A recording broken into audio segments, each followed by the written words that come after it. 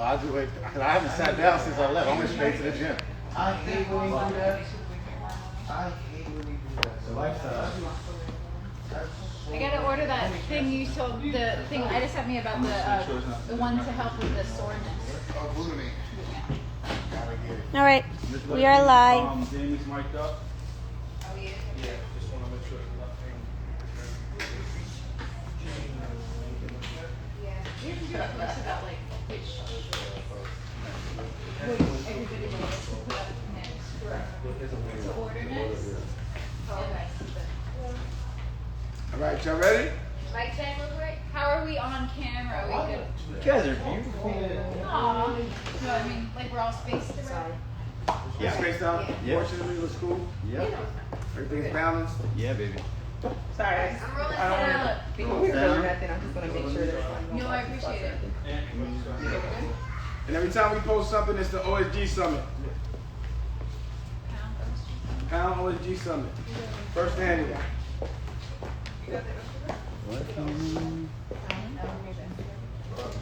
Is there an Instagram for the summit? No, I don't believe so. Yes. Maybe Harris. So you left your husband home with the kids? Yeah, he's a good guy. Same thing, I left my wife with the kids. You're gonna have to give us something big when we get back. All right, roll on camera. Nicolette, you want audio? Yeah. Ready? And Margaret, We don't have your headphones. the floor is yours. We're going live. It's live. We live. All right. Good evening, everyone. My name is Dr. Anissa Riley, and welcome to another episode of the Ask Dr. Riley Show. So you just had an opportunity to see me speak with Miss Rushke, the fiance of Dane Dash, and now look who I have here. The both of them. Why are you looking at me like that? I like how you're going to see me. I like that movement right there. I Now I have both of them here together. I was just like, why are you looking at me like that? You just see me. That part was dope. Oh, okay. And we're going to have an opportunity to speak to the lovely couple together. So for all of you who didn't get the chance to see last week, go back, look at it so you can catch up and know exactly where we are in the mix of the show. So, Mr. Dane Dash. Dr. Action. For those of you who don't know, that's the nickname that he gave me. Yes, he calls me Dr. Action. So if you're like, who is Dr. Action? That's me. Dr. Action. That's me. But for all of you out there in TV land, my name is Dr. Anissa Riley, and welcome. Why did I call you Dr. Action? Why do you call me Dr. Action? This supposed to be my show. Oh, well, the reason why I call you Dr. Action is because you're about that action. You know, when you first started talking about doing things a different way, you were the first one that embraced it and fearlessly went ahead and did it and led by example to where everyone else had to. You know, there was no excuses after you did everything. So you are Dr. Action. And just to give a little background knowledge, it's Thursday background knowledge. So, for those of you who don't know or don't follow Dane, which you should, he's always inspiring. He's always asking people to live their best life, living their dreams. And he presented that challenge, and I met the challenge, and I came back, and I was like, bam! Here it is. And so ever since then, it's been like, keep it moving, keep it moving. You are that action. So, last week we were talking to Rocky about, Me? yes, about you and about love. Okay, guys, this is in the show, so we don't have to all of that. We got a whole talk on it, okay? They don't even realize how much they're in love with each other. Like when they get around each other, like the whole world disappears. So I'm just trying to talk, and I just hear all of this, you know. You already know a little bubble. Yeah, they're in their bubble already. Help me get through this. You know you got a ticket. Okay. All right. So this is a family show. It is. Well, depends on how old you can watch it. But my first question to everyone, Dane, is what is your definition of love? Because this season is about love. What's your definition? You know, love is about happiness.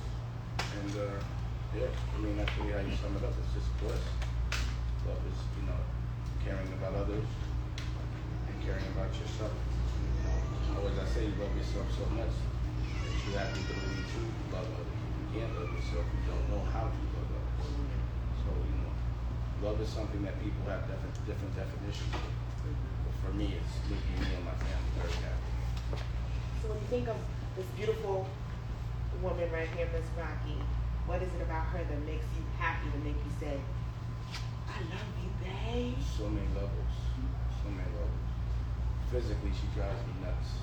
Like, you know, I've always had a thing for Spanish girls. I love me. It's the body, the curves, and everything. And, you know, I had a high school sweetheart. And when I first met her, I said, you remind me of my first high school sweetheart. You know, so like I've been around a lot of women, like models, this, that, and the third. Well, they don't have this.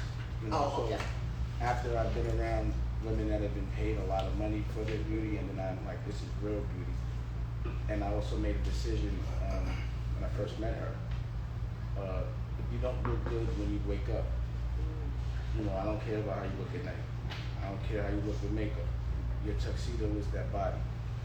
Your shoes are those feet.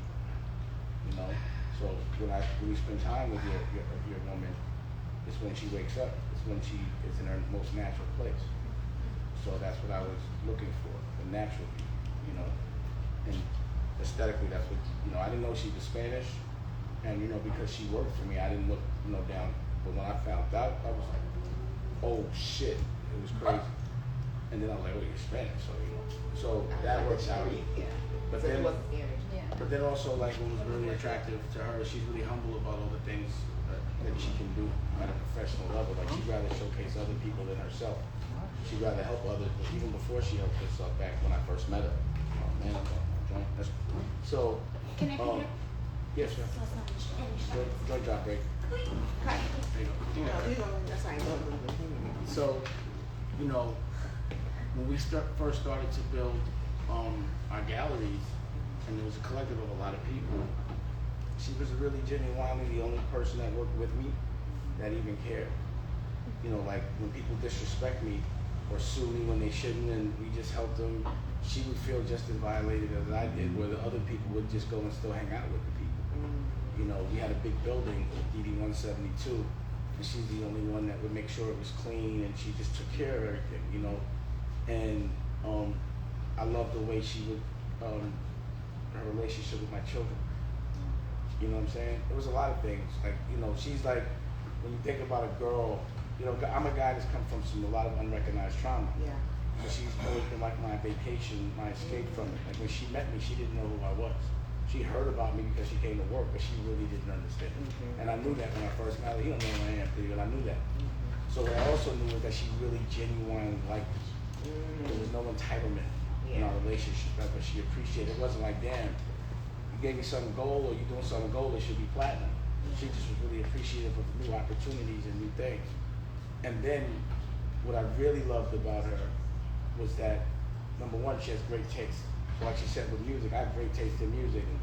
And when you have good taste in music and you know someone else and no one else does, there's a connection. You know, like it's just a connection when you, like just like a principal has a connection with a principal.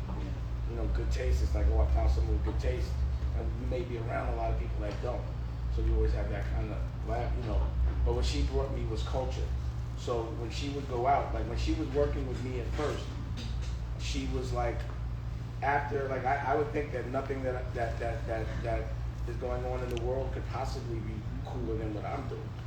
But as soon as like work after a certain time, they'd be like, you know, she's like, I'm leaving. Where y'all going? You know, because she was with her friend Mackenzie who worked with me. And they'd be like, oh, we're going to this indie, and they'd be talking about this whole new world. So, you know, to me, even back then, I'm like, I'm too old to be out there like that. So videotape it and she bring it back. So I saw it and I was really interested in it. And I was like, you know what, throw me a party. You know, if y'all want to be in this business, because I really don't, but I am intrigued by the culture, throw me a party. And they threw me a party. She threw me a party, spent her own money in Dumbo in Brooklyn. And it was the illest party in the street. There were models, supermodels, porno stars, DJs, the cool kids perform, indie rock. It was just a real cool thing, and this was like back then, you know, when Williamsburg first started to, you know, come around. So at that point, also at some point she had broke her knee. And when she broke her knee, she thought I was gonna send her, like fire her, but I was like, the furthest thing from my mind, you know what I mean? I just really liked her in my life. You know, and I was also transitioning from Rockefeller to wanting to do something different, and also I really wanted to spend time. Like, what people don't understand is the real reason why I walked away from the music business, besides all the bullshit, is it was taking too much time for me raising my children. And it wasn't an environment that I could bring my daughters. So I really wanted to raise Tallulah. You know what I mean? So I ended up going to court, and I was able to get her from 12 to 4 every day because Rachel was working. She was a designer. And she was with me during that kind of whole process. But she was even the one that would deliver the messages like, yo, they just said you're going broke and there's foreclosure, you know, in the paper. They want to comment. And what would I do? What would I say? Go to the park with the kids. And play. I didn't care. But they didn't care. Don't respond. You know, it just was like it didn't bother me. I kind of laughed at it because I just whereas, thought. like, that might have devastated my whole week. Where Damon just didn't. He was like, whatever. You know, it's part of the game. Like, take a moment to enjoy every part of your day. Damon has this motto, like, no matter what's going on, make sure you laugh. If you're not celebrating and laughing, like, what's the purpose? And that keeps you young. But she brought me culture, and then we opened up the gallery, and it was just filled with the coolest shit. She was like the queen, cool girl of the indie scene, you know? And she brought all of that to me. And she broke her knee, and she was listening to the Black Keys, and on her birthday, they all went out. And, you know, birthday is a big deal, and they left me. I'm like, where y'all going?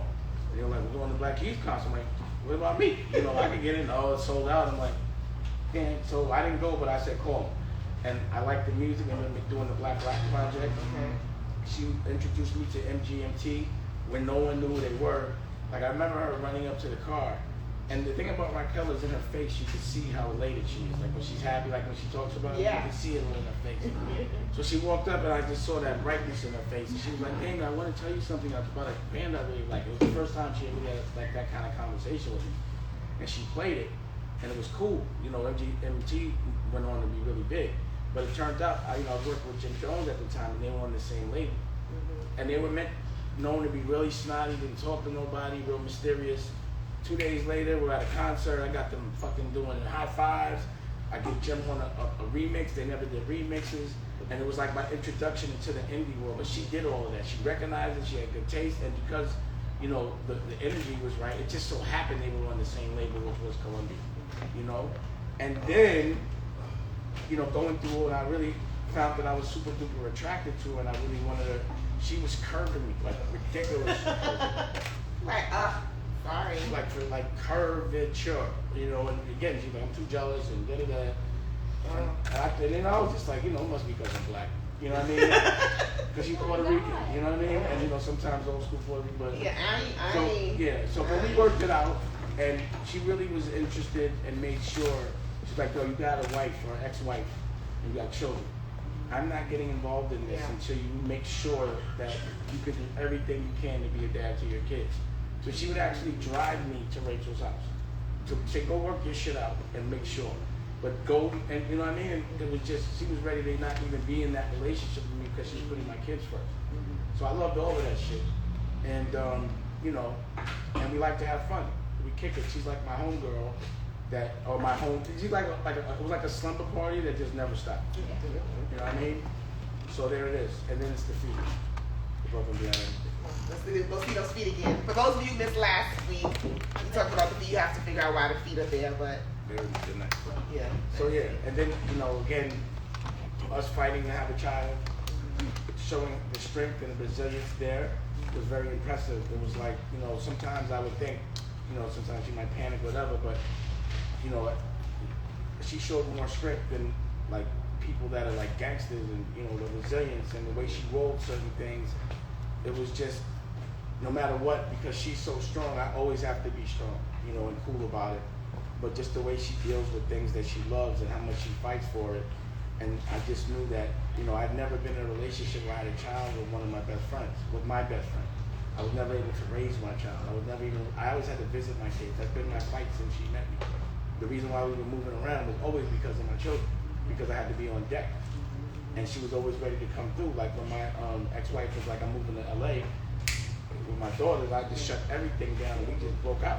Because I couldn't have my daughters in LA and I'm not up the block to protect them and I need to see them. But she was right there with me riding up. But, being able to have a child with someone that you appreciate, to fight for it, a child, to go through all of this when, you know, I haven't been through this to have a child, but then finally there was a happiness that I'm having a happiness that I've never ever felt in my life. This is, I tell her, especially when the baby, first 3 days, first months, I'd be like, yo, I'm really having the best time of my life. Every day has been better than the next, and it keeps getting better because, you know, she even does shit, like she makes sure when I wake up that the first thing I see is baby Dustin. No matter what, I wake up and he's there and my day is good. And she's very good in architecting the body. You know, so having a schedule of cool shit to do at all times and making sure that we're all accommodated. Like she was the girl that at the party, she won best most party girl. Life of the party. Like I said, she's the one that makes sure the party is always good. So the dinner is always good. Breakfast, every food is good. All our clothes are good. All our sheets are good.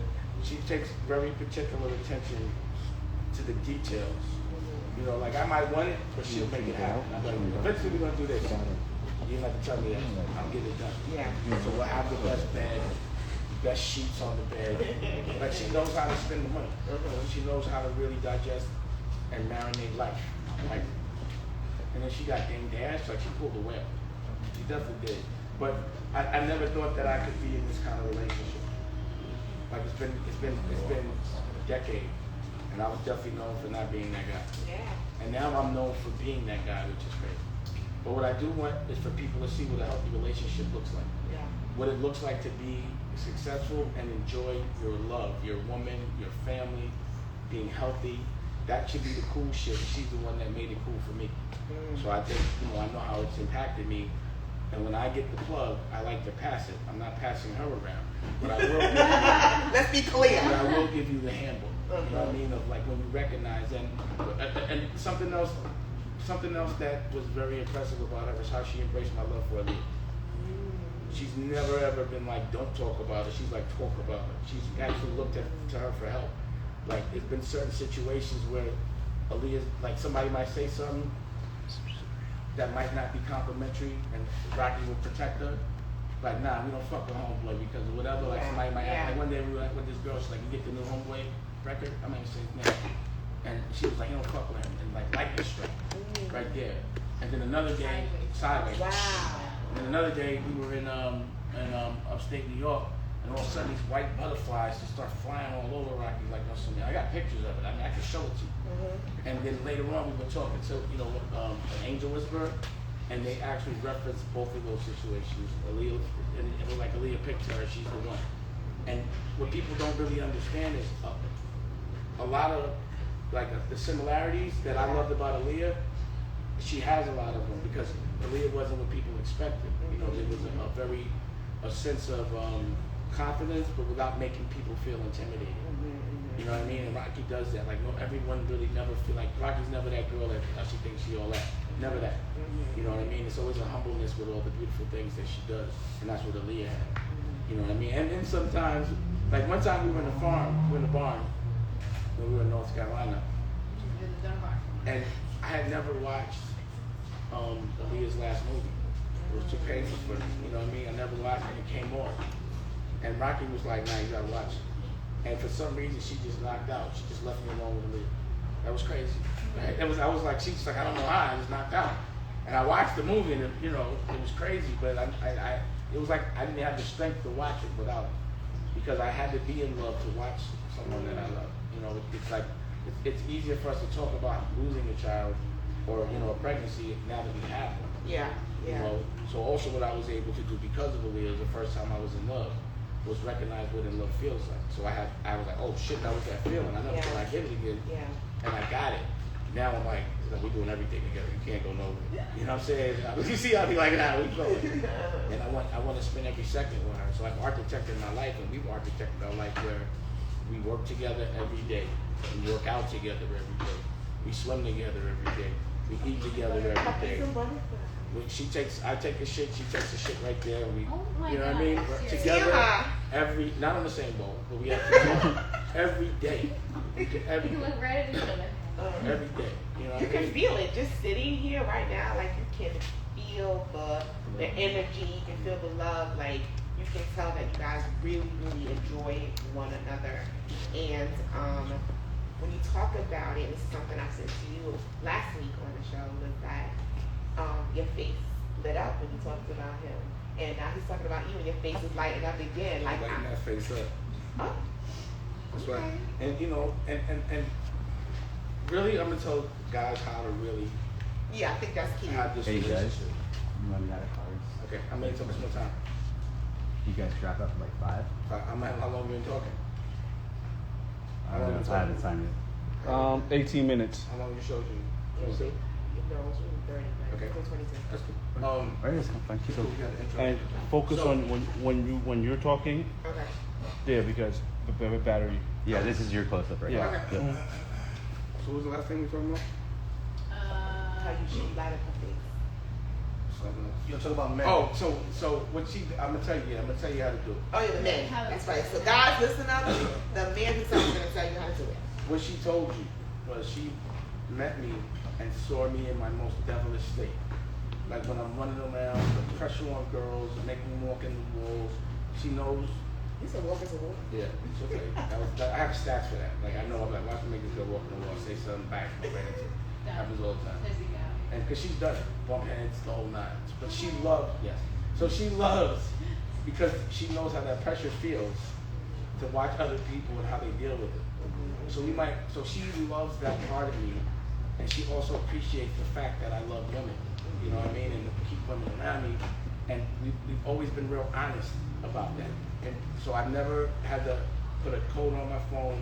You see, she looks at my, I don't care. Yeah.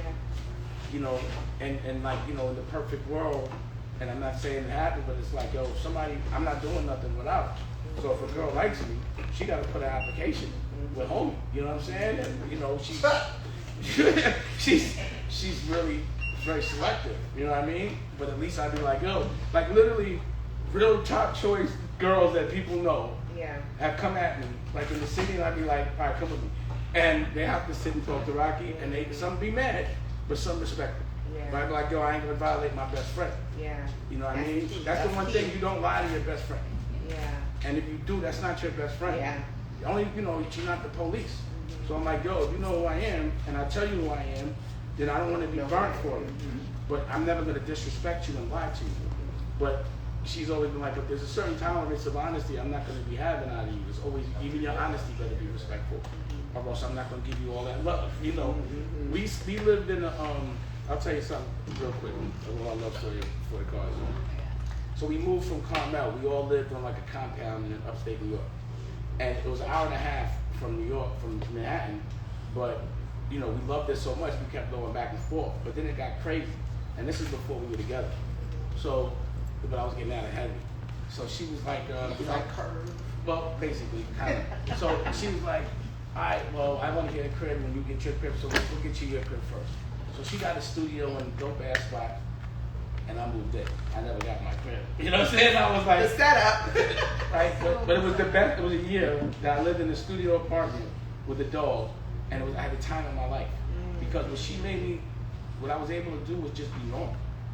We go to the store, we go grocery shopping, like that. I you know, I'm not to be like fronting or nothing, but like I've been pretty successful since I've been a Kind of teenager. lifestyle. Since a teenager. Yeah. So she got like in Carmel, take me to beer fucking Tastings. beer tasting, pumpkin picking, Oh, yeah. you know, a farmer's market. Yeah. For a guy like me, that's my escape. I want all of that. I want a girl that takes pictures and paints and does all that, works out, like yoga games, stupid form, everything. So, you know, that's really all the things for me. It's like finding that escape, being honest, showing your true self, never lying, and trying to find a common ground. We had for about a year, we knew we loved each other, but we knew what triggered each other. And we had to deal with those things. And it took a minute. Like you said, it was like, yo, you don't be talking. You know, when someone doesn't speak, the only time they speak is when they get emotional. So you have to trigger them. And I'm like, I'm not going through all that to get you to talk all this. That's too traumatizing for both of them. Yeah. So we had to figure that out. We had to figure the girl stuff out. Like, she was like, you better figure it out. You know what I'm saying? But then what happened was she just wore me the fuck down. You know, with the good food, the love, had a baby. Now she's in complete control. Wherever I go, on the knee in front of everybody. I bent it, everybody saw it. There's a ring. When I'm not in the house, she can see me. And there's always one, I'm guarded. Nicolette guards me because she's always gonna pick her first. You know what I'm saying? She Love you, knows. Nicolette. So that's the comfort zone she's in, and I'm with her all the time. So I don't know that if I was the guy that didn't tell her the truth, if I was the guy that was cheating on her, if I was the guy that wasn't having, that wasn't around, she might not be this person. She might be triggered all the time. I know one thing girls don't like. Yeah. They hate to be lied to and Yep. they can't catch you. Yep. They be like, I can't catch you. I know what you did. Yep. It drives you It crazy. drives the girl crazy. nuts. Because you feel it. I You know I it. used to be that guy that used to trigger the people that were with me. Feel it. So I don't ever want to put that situation Yeah. where I got a hit on me and I don't know when it's going to hit. That You goes know what back I mean? to I love you and being in love because you care Yeah. about how she feels. Yeah, exactly. But and Demon's one person that's always, he understands emotion better than anybody I've ever experienced.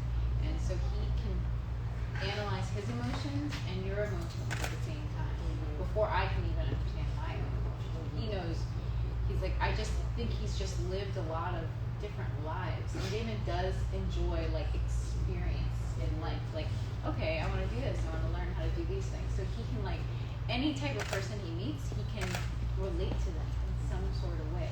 Whether it's, being on the streets to making a car. Like Damon has like this whole array of knowledge that is just, it's for any person. You wouldn't, it's captivating. You wouldn't expect it. And he's like, I just put my GED in graduate. I'm hot. So it's like, So wrap it up. I asked her some questions. Let's see. Let's see. I had to leave the room last episode. Yeah, you have to believe. So here we go. What is your favorite food? Let's see if you got this right. Well, it's always like a cheeseburger and chicken fingers, but the vegan version. You know what I'm saying? And Ding, ding, ding. I used to really love oxtails, but it's a wrap. There's no vegan oxtails. Not that are gonna taste like oxtails. Yeah. Mm. All right. Next question. Your favorite book to read or to give out? Your favorite book. Well, the one I tell people is The Secret Soul, but it depends on what I'm. It depends on what I'm. Depends on what I'm usually reading. Whatever I'm about to